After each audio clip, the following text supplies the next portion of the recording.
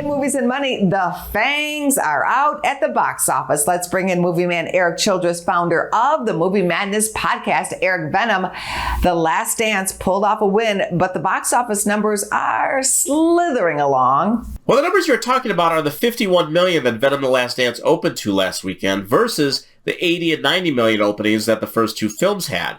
Now, that second number was even in the middle of the pandemic. Now, the idea of comic book movie fatigue has been on people's minds for some time, and just because there was a crossover anomaly like Deadpool and Wolverine shattering records doesn't mean that the spin-offs and B characters are still at full strength.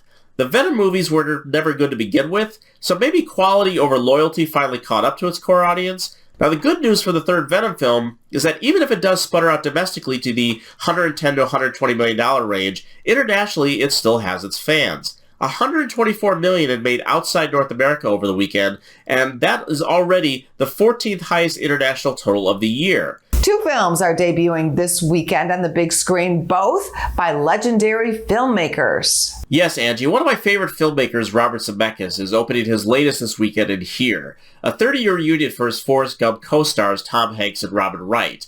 Now, in the film, we follow how time interacts with a couple through their lifetime, with the camera perched in a single solitary space, which means from before their house was built to where it is beyond their lives. Now, I've loved most of what Zemeckis has created going back to his first film in 1978, but he's been on a run lately that has been a little less than thrilling, and reviews for this one are reflecting that, which makes me sadder than the film is probably trying to do.